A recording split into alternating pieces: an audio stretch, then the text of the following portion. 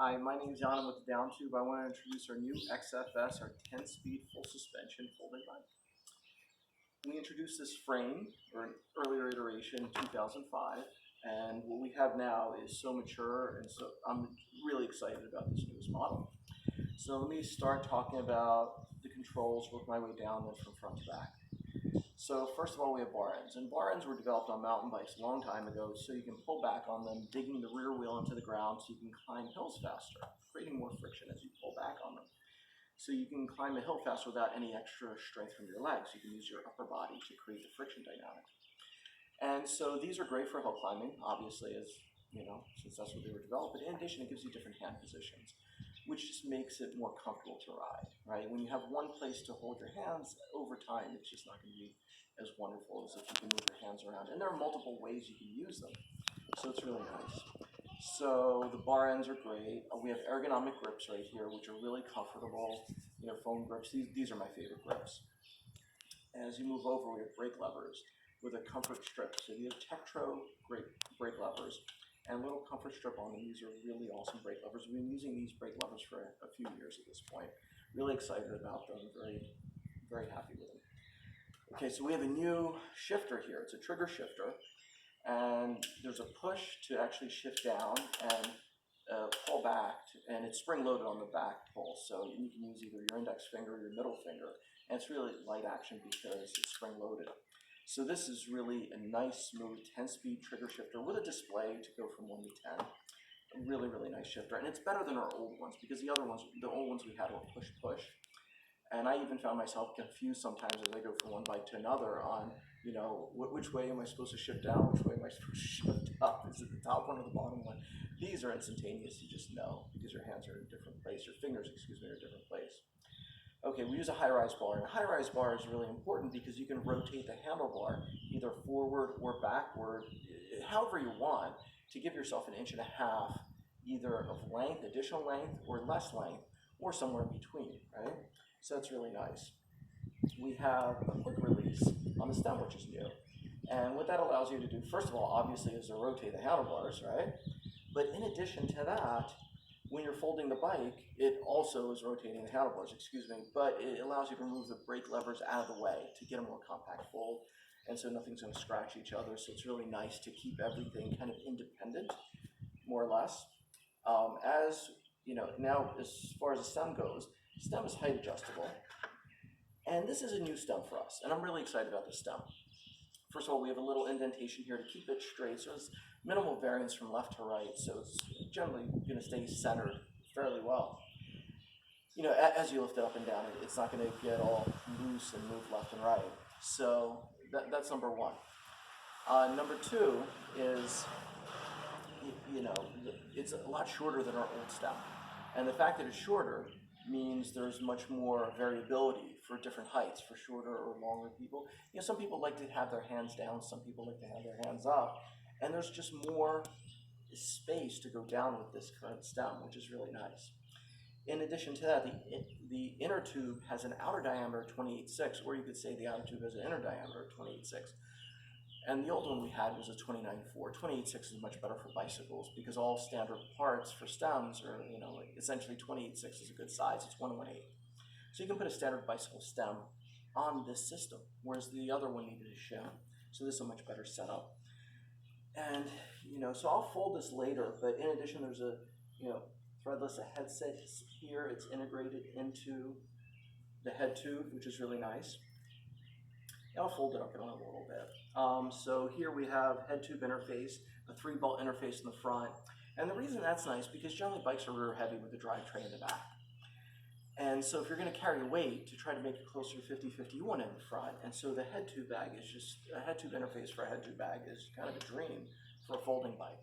Honestly, it's for any bike, but especially a folding bike, which is more or less a commuter for a lot of people.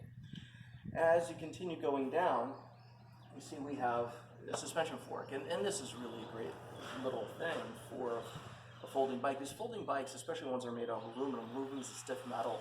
As you get smaller triangles, with a folding bike, right, it's going to be stiffer, and the smaller wheels, smaller radius wheels are going to flex a lot less. The argument being that these folding bikes, especially made out of aluminum, are going to be much less comfortable than a regular bike. So how do you mitigate that risk? So once it's more comfortable, you're going to ride more. Well, you need a suspension, right? And a suspension fork is essentially a place to put it. The rear is more of an option, but I think the front's more of a requirement for a folding bike, especially when it's made out of aluminum. And so we have a preload adjustable fork, which is really nice. And we've been using this style fork for many years. I don't even say how many years, to be honest, but it's been quite some time. We have really nice V-brake calipers which stop on a dime. And why do they stop on a dime? Well, because we use machine sidewall rims. So there's texture on the rims, and the texture allows for the brakes to bite down on something that's not going to slip, right? So that's really nice. All right, double wall rims are really wonderful. So they're really strong. I mean, when you have 20-inch rims, 406 or 406 rims, 20-inch, so they're really small radius, and you use a double wall rim, it's gonna be really a tough little rim right there. I've never broken a front spoke. I don't even remember ever breaking a rear spoke on these, but they're really tough. I'm not the biggest guy in the world, but I'm pretty strong, and I have broken spokes in my life, but never on these. So these are definitely pretty tough. As we continue, stainless steel spokes are obvious, something we use. And the hub, the front hub, you can't see it from this side, but it has a 6-bolt interface for a disc. So it's disc ready. We don't go with discs on folding bikes because as you fold and unfold the bike, it's more likely you're going to bend the rotor. If you bend the rotor, it's going to be squeak, squeak, squeak all day, lots of resistance. Doesn't really make sense. So therefore, we actually, we prefer caliper brakes unless somebody lives on the top of a mountain, obviously, and then you need the discs.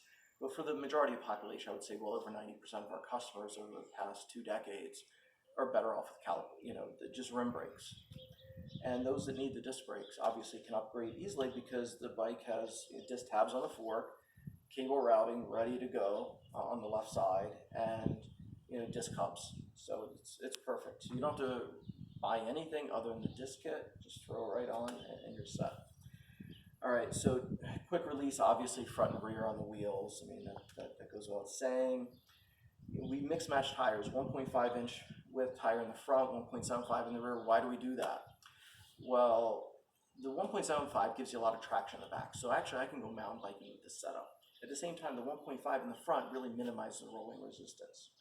And so the point being, this bike rolls a lot faster, 1.5 in the front, and it's still off-road ready. I literally go mountain biking with exactly this setup on this exact bike. I don't recommend that. It's actually not easy, so please don't do that on your own.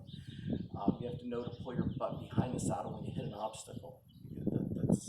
Small wheels act differently, so you have to be very wary. But it is possible with this configuration. Okay, so here we have water bottle interfaces, 2 of them.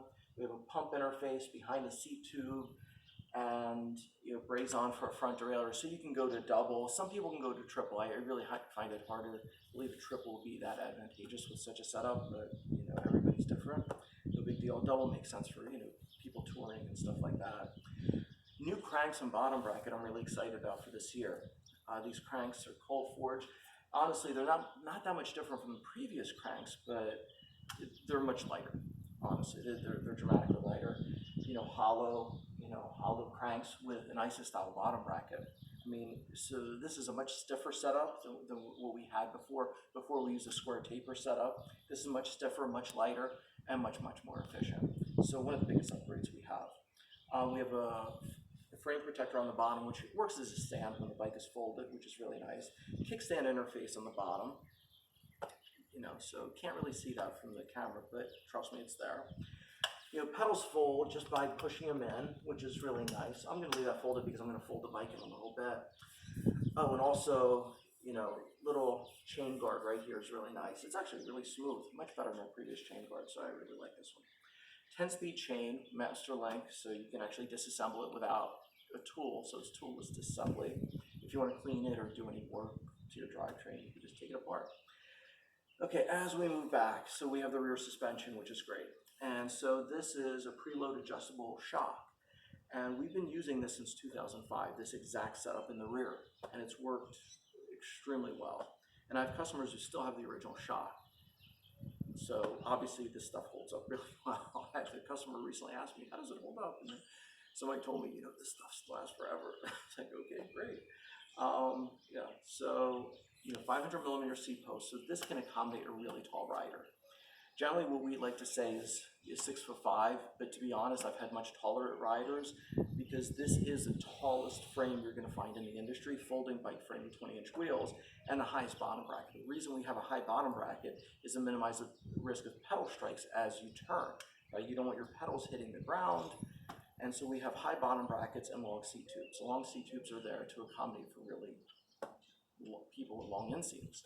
And so we try to say is 6'5", but to be honest, I had one person who bought two of this exact frame, and he was 6'10".